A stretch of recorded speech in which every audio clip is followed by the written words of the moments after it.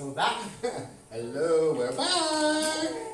With Session number 3. With Translator 3.0. Yes. Anyway, Met vertalen 3.0. yeah. Okay, so the last session we looked at 5 particular things that we can do within the home. Vorige sessie keken we naar 5 specifieke dingen die we in het huis konden doen. In this session we're going to look at 2 more things. En in deze sessie kijken we nog naar 2 extra dingen. Open it up to questions about anything. En daarna gaan we het open trekken naar vragen over van alles. So I'm happy to do some practical things like discipline and electronic devices and that kind of stuff. En About that. ik ben erg blij om ook met jullie te kunnen praten over discipline, elektronische apparaten en allemaal spul zoals dat. Or we can look at spiritual things, how to help our children to hear from God and hear His voice, how to help them grow in faith, develop their prayer life. I'm happy to do that as well. Of we kunnen ook gaan naar geestelijke dingen, zoals hoe leren we kinderen om Gods stem te verstaan en et cetera, et Or cetera. something else. Of nog iets anders. Okay?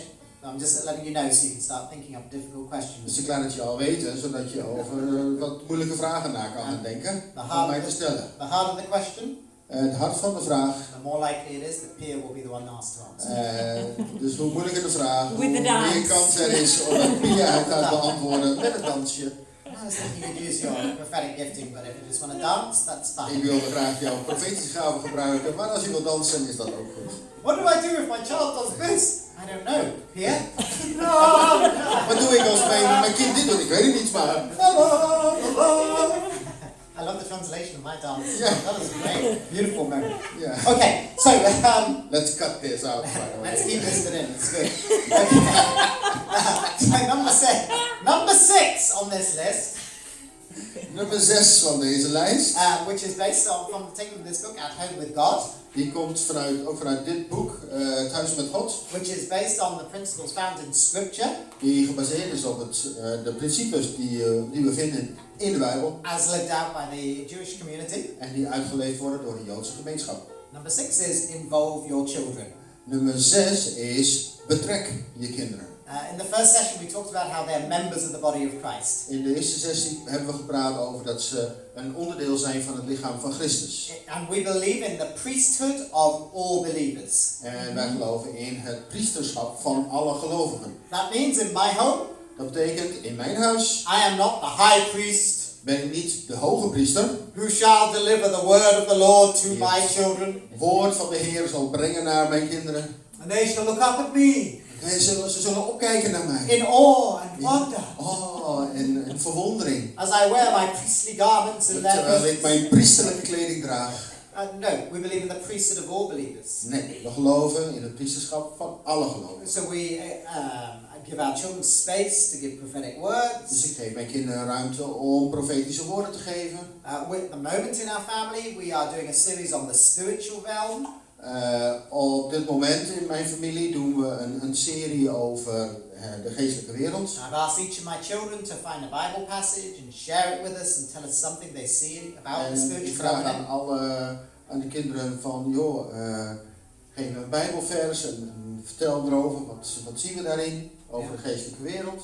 So we're digging deep to get understanding. Dus we willen diep graven in begrijpen van. And at the very least I want to encourage you. En op zijn minst wil ik je bemoedigen. To have a weekly time with your family. Om een wekelijkse tijd met je familie te gaan houden. A Sabbath meal. Een soort sabbatmaaltijd. Even if it's on a Tuesday night. Zelfs al is het op een dinsdagavond. Okay? Where you sit around together. Waar je gewoon samen gaat zitten. Prepare a special meal. Een speciaal maal voorbereid. Bigosh. Bigosh? Oh, that's so amazing. Really? Yeah, really. It's amazing. But I didn't say bigosh. No, You're adding. I'm looking at her because that's her recipe. Ah, okay. So you're going to go to her house? No. You've not been listening. No, in when I said session 2 we discussed that. So. Okay.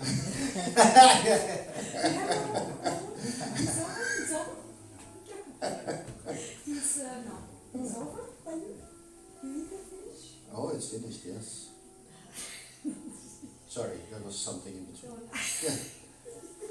So once a week, meet together. Een speciale maaltijd voor. And have time blessing your children. Neem tijd, zegen je kinderen. Share from the word together. Deel vanuit het woord samen. Pray together. Bid samen. Play some games together. Speel spelletjes samen. Enjoy life together. Geniet van het leven samen. This is the only thing that requires more time Dat is het enige ding wat meer tijd vraagt when it comes to discipling your children. wanneer het neerkomt op het discipelen van je kinderen. Everything else is just part of everyday life. Al die andere dingen zijn gewoon een onderdeel van je dagelijkse leven. When you put up a Bible verse on the wall, it just stays there. Wanneer je een bijbeltekst uitprint en die hang je aan de muur, die blijft daar gewoon hangen. When you're talking about God on the way to school, that's just Wanneer je using praat your time. over God met je kind als je die naar school brengt, dat is gewoon, die tijd was je al bezig. So these welcome and time is fun together, playing together. Maar zoals deze dingen, It's not on here, you're not going to see it. I know you can read my notes because oh wait, I'll change the sentence, I'll make it better. So together we can have fun with our children. Dus samen kunnen we plezier hebben met onze kinderen. Share faith with them. Geloof delen met elkaar. And eat food with them. En samen eten. Those three ingredients Die 3 ingrediënten are a big part of forming faith. zijn een groot onderdeel van het vormen van geloof. If you only eat food, Als je alleen maar eten eet, they will get fat but no faith. worden ze vet, maar hebben ze geen geloof. If you just do food and faith without the fun, Als je gewoon eten en geloof doet, maar zonder het plezier, they won't see what normal life looks like zien ze niet wat een normaal leven and how eruit ziet. Jesus built into that. En hoe Jezus daarin past. But if your home is the most fun place to be, Maar als jouw thuis de meest leuke plaats is om te zijn, everyone will be running to be part of it. komt iedereen naar je toe rennen om daar onderdeel van te zijn. People wanted to be around Jesus. Want mensen wilden bij Jezus zijn. He was fun to be around. Want hij was grappig om bij te zijn. He told great stories. Hij vertelde geweldige verhalen. They had great adventures. Hij had geweldige avonturen. And our family can be the same. En onze familie kan hetzelfde zijn. So involve your children in the journey. Dus betrek je kinderen in de reis. Let them have a voice. En laat hun ook een stem hebben. And the final one En de laatste is about transitions. gaat over een transitie.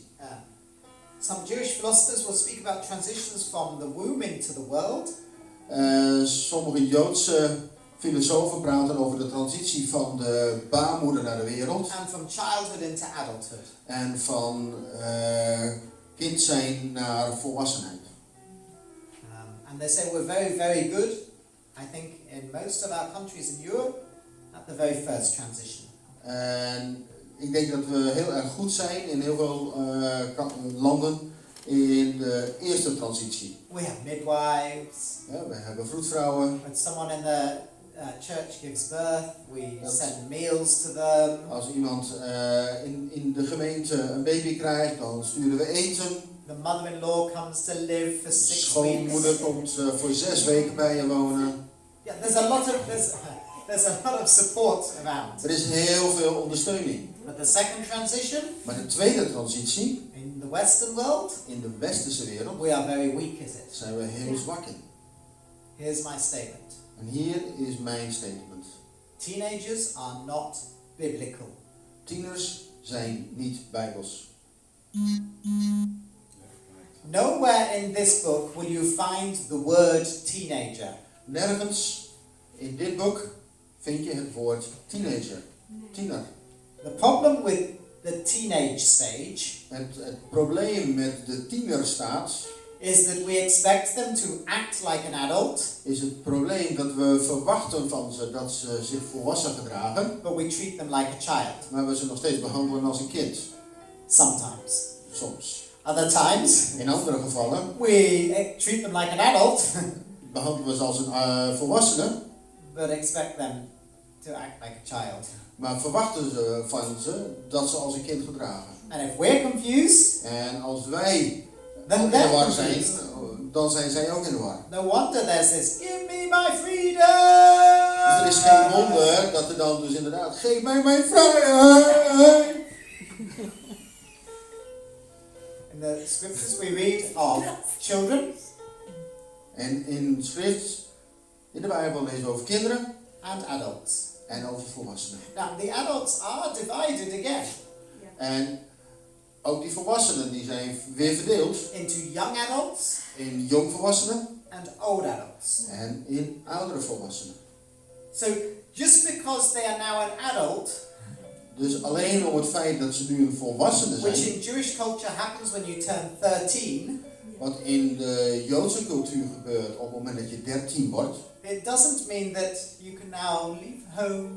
het betekent dus niet dat je nu het You huis know mag everything. verlaten, je weet alles al. Bye bye. Dag. I have nothing more to do with Ik you. heb niks meer met jou van doen. No, but the relationship should change to reflect this. Maar de relatie zal veranderen om dit te bereiken. That we would be like Elijah was to Elisha. Net zoals Elia was ten opzichte van Elisa. Yeah? This mentoring relationship, like Paul was to Timothy. Die mentorrelatie, zoals Paulus was voor Timotheus. I'm going to talk about this for 2 or 3 minutes, Ik ga hierover praten voor zo'n 2-3 minuten. but it's something we could talk about for a whole hour. Maar het is ook iets waar we een heel uur over zouden kunnen praten. In the Jewish culture, In de Joodse cultuur, where you have a bar mitzvah on your 13th birthday, als je op je 13e een bar mitzvah hebt, if you're a girl, you have a bat mitzvah. als je een meisje bent, dan heb je een bat mitzvah. And some Jewish traditions would do that age 12. En in sommige Joodse versies doen ze dat op hun 12e. And from that moment on, Vanaf dat moment you are an adult. ben je een volwassene. To form a synagogue and to pray certain prayers, Om een synagoge te vormen en bepaalde gebeden te bidden. the Orthodox Jews say you need a quorum of men. Quorum, use the same word. In de orthodoxe Joden zegt dat je een quorum van mannen nodig hebt. That's 10 men. En dat zijn 10 mannen. Those men could all be age 13. En die 10 mannen kunnen dus allemaal de leeftijd hebben van 13. So you have a before, Dus je hebt een voor, you are a child. dan ben je een kind. You have a ceremony, Je hebt een ceremonie and then the after, en dan daarna, where you are now an adult. waar je nu een volwassene bent. And everything has changed. En alles is veranderd. So in my family, let me share how we do this. En in mijn familie laat ik met je delen hoe wij dat doen. When our children turn 12, Als onze kinderen 12 worden, we start a year of preparation for adulthood. beginnen we een jaar van voorbereiding naar volwassenschap. Paul writes in 1 Corinthians 13, Paul schrijft in 1 Corinthians 13. when I was a child, I thought as a child, I spoke as a child. Als een kind was, sprak ik als een kind, dacht ik als een kind. But when I became a man, Maar toen ik een man werd, I put childish ways behind me. ze deed al die kinderlijke dingen weg. So we want to prepare them for that change. Dus we willen ze voorbereiden voor die verandering. Yeah? We talk about, I get them to read the book of Kings and Chronicles. En ik laat ze het boek Koningen en Kronieken lezen. And I say to them, you are going to be a ruler. En ik zeg tegen hen, jij zal een leider zijn. Some kings, Sommige koningen, they ruled for the benefit of their people. die heersten voor het goed van hun mensen. And some kings ruled for their own benefit. En sommige koningen heersten voor hun eigen What voordeel. kind of ruler do you want to be? Wat voor koning zou jij willen zijn? We talk a lot about freedom and responsibility. We spreken een heleboel over vrijheid en over verantwoordelijkheid. We talk about sexual purity. We praten over seksuele puurheid. And again, in the question time, if you want to ask, what do we teach our kids about all that? More than happy to answer. En straks in de Q&A, als je daar vragen over hebt, van harte om daar dingen van te beantwoorden. But I just want you to see that we prepare them. Maar ik wil graag laten zien dat we bereiden voor. With teaching, Met onderwijs. we also try to give them some special experiences. En we proberen ze ook wat speciale ervaringen te geven. Our second son, we sent him camping Onze tweede zoon sturen we uit te kamperen. with a group of Christians Met een groep christenen. where they had some interesting experiences. Waar ze wat interessante ervaringen hadden. The aim of the camp Het doel van het kamp was to help the children discover their limits. was om de kinderen te helpen om hun limieten te leren kennen. So one night they had to catch their dinner first. Dus op één avond was het nodig dat ze eerst hun diner gingen vangen. They would be given choices like this. En er werden keuzes als dit werden hun gegeven. You can choose to walk back to the camp. Je kan ervoor kiezen om terug naar het kamp te lopen. It's a 2-mile walk from here. Dat is 2 mijl. Or you can take another option. Of je kan kiezen voor een andere optie. If you go through that doorway, Als je door die deur gaat, then you will take the other option. dan neem je die andere optie. But you will only find out what the other option is Maar je weet alleen maar wat die andere optie is after you've been through the doorway. nadat je door die deur gegaan bent. So they have to decide, do they want to keep with what they know? Dus ze moeten dus gaan beslissen van, blijf ik en kies ik voor datgene wat ik weet, Or risk something? of ga ik iets riskeren? And so on. En These weer van dit soort ervaringen. Then for the ceremony, En voor de ceremonie, in our family we've only done this with boys so far, because our daughter's not old enough. en in onze familie hebben we dat op dit moment alleen nog maar met jongens gedaan, want onze dochter is nog niet oud genoeg. But the word we had from the Lord was to affirm them as a man in the company of men. Maar het woord wat we van God gekregen hadden was om ze te bevestigen als man in het gezelschap van mannen. So for our first son, Dus voor onze eerste zoon we took him onto a boat. namen we mee op een boottocht We went out to sea. en we gingen naar zee. We pushed him off the edge and said, if you get home, then you're a man. Dus we gooiden hem overboord en zeiden oké, zwem naar huis en dan ben je een man. No, we didn't do that. Nee, hebben we niet gedaan. We took him on a boat. Maar we namen hem wel op een boot. That bit is true. And when we were out at sea, En toen we buiten op zee waren, we all prayed over him. hebben we over hem gebeden. We prophesied over him. We hebben over hem geprofeteerd. I asked my friends to bring prophetic gifts to give him. En ik had mijn vrienden gevraagd om een profetisch cadeau voor hem mee te nemen. One of them gave him a very sharp knife. En een van mijn vrienden gaf hem een heel One scherp of those pen knives, you know, Swiss Army knives. Swiss Army, Ja. een Zwitsers zakmes. Switcher smash. Yes, that one. That one? Something like that. And I'm looking going, oh boy. En ik keek van, wow, wacht even. No, he's a man. He's a man. Oh, nee. It's Hij is een okay. man, hij is een man, het is nu oké. And he was told that God has put much of his word in you.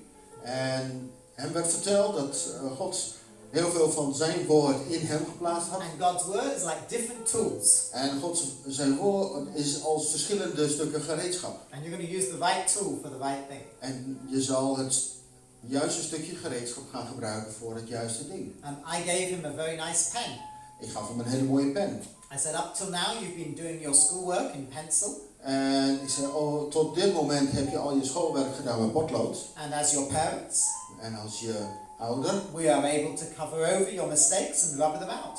hebben we gekeken, elke keer konden we over jouw fouten heen kijken en ze uitgummen. But now you are becoming an adult. Maar nu je volwassen wordt, You have to live with the consequences of your mistakes. zul je moeten gaan leren leven met de consequenties van je fouten. You can't rub out pen.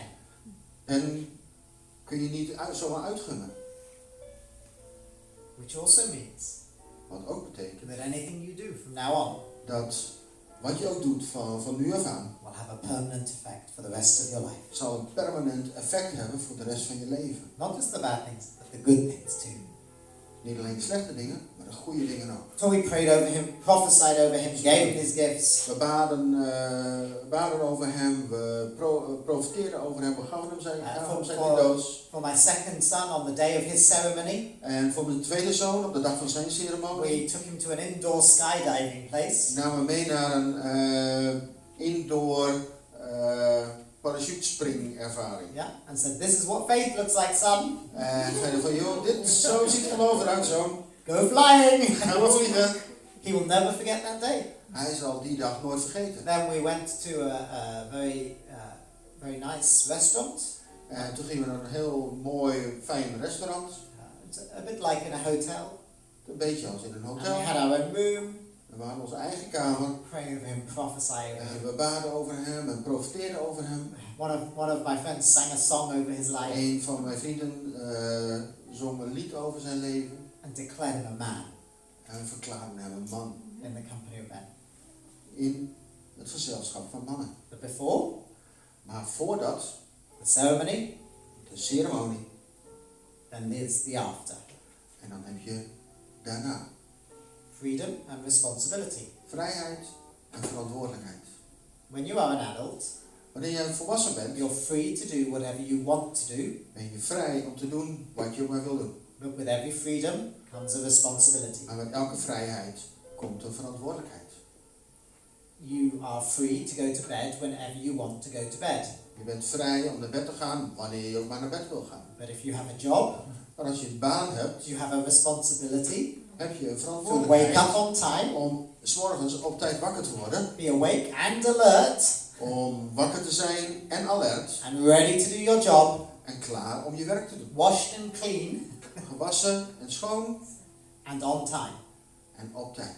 And if you cannot manage your responsibility En als je je verantwoordelijkheid niet aan kan, as an adult, als een volwassene, if you do not turn up to work on time, als je niet opkomt dagen op je werk op tijd, or if you are too tired to do your work of properly, je bent te moe om je werk op een goede manier uit te voeren, eventually your boss will smile at you zal uiteindelijk je baas naar je glimlachen and say bye bye, en zeggen dag. and you will have no job. En je zal zijn zonder werk. It's true. Dat is waar. So we have to manage our freedom Dus we moeten onze vrijheid managen, to live out our responsibilities. zodat we onze verantwoordelijkheden uit kunnen leven. So we give them freedoms Dus we geven ze vrijheden, with responsibilities attached. met verantwoordelijkheden daaraan verbonden. We say to them, you can go to bed whenever you want, En we zeggen tegen hen, je kan naar bed gaan wanneer je ook maar wil. but you need to be up at this time, Maar je zult op moeten staan op die tijd. you need to be clean, Je moet schoon zijn. you need to have had time with Jesus, Je zal je tijd met Jezus gaan and be ready beleven. for the day. En je moet klaar zijn voor de dag. And if we have to wake them, En als wij ze op moeten gaan wakker maken, which happens occasionally, wat soms gebeurt, then they lose their freedom for a time. dan verliezen ze hun vrijheden voor een tijd. It's amazing how quickly they're willing to go to bed early En het is verbazingwekkend hoe snel ze leren om op tijd naar bed te gaan. to manage the responsibility. Om de verantwoordelijkheid aan te kunnen. We give them a key to the house, Hij heeft een sleutel van het huis. symbolic of they're now free to go wherever they want, Symbool staan ervoor, hey, je bent nu vrij om te gaan wanneer je wil. but they are responsible to tell us where they're going, Maar ze zijn wel verantwoordelijk voor. when dat they'll be ze back, vertellen waar ze heen gaan, wanneer ze weer terug zullen zijn. and as their older mentor, En als hun oudere mentor and as the one paying their bills, en degene die hun rekeningen betaalt, there may be things we say, actually no, you can't go to that one. zijn er ook dingen waarvan wij misschien zeggen van joh, nee, daar kun je niet heen gaan. But that's us using our wisdom. Maar dat is ons gebruik maken van onze wijsheden. As much as possible, we live by that freedom and responsibility. En zoveel als we maar kunnen leven we volgens die regels van die vrijheid en die In verantwoordelijkheid. fact, it was just 2 weeks ago, someone from our church came and spoke to us, En het is nog maar 2 weken geleden dat iemand van onze kerk bij ons kwam en met ons sprak. and was saying, your 2 older boys are so mature. En zei van joh, die 2 oudste zonen van jou, die zijn zo volwassen. Thank you. Ik zei, oh, dankjewel. Because they've been given responsibility Want er is hun verantwoordelijkheid and gegeven. freedom, En vrijheid. and we've told them. En we hebben het met hun besproken. So, just throw that thought to you. Zo. And you know, it's interesting, even if, I think for a lot of men, especially, Weet je, het is heel interessant. Denk in ieder geval voor een heleboel mannen in het bijzonder. we feel like children in adults' bodies. Voelen ons als kinderen in een volwassen lichaam. King Saul was very much like that. Koning Saul was ook in heel grote lijnen op die manier. Everyone looked at the outside of Saul and said, he's really tall. Iedereen keek naar de buitenkant van Saul en zei, wow, He's hij really is echt heel handsome. groot, hij is heel knap, He's such a leader. hij is zo'n leider. But Saul was like a kid on the inside. Maar Saul aan de binnenkant was gewoon een klein kind. He threw tantrums when he didn't get his own way. Hij gooide met dingen als hij niet zijn zin niet kreeg. He tried to get revenge. Hij wilde wraak. But this is a very childish way of being. Gewoon een hele kinderlijke manier van handelen. It's almost like at times he said to David, "You're not coming to my birthday party." Het was net alsof hij op een gegeven moment tegen David zei, je komt lekker niet op mijn verjaardagfeestje. It's a very childish Het response. is een hele kinderlijke reactie. And I found many men feel like children on the inside. En ik ervaar dat gewoon heel veel mannen zich voelen als een kind aan de binnenkant. And we as a fathering generation, En wij als een vaderende generatie, we should fund them and affirm them as men in the company of men. It's not too late even for them. en het voor ons zou het moeten zijn om hen te bevestigen als man. En het is nooit te laat om iemand als een man te bevestigen. Okay. So there's much more I could say, but I'm not going to. Zo, en er is nog veel meer wat ik zou kunnen zeggen, maar dat ga ik niet doen. I'm going to end this session like that and open it up for questions. En ik ga deze sessie beëindigen op deze manier. En hierna gaan we nu door naar de Q&A. Questions or thoughts or testimonies, whatever.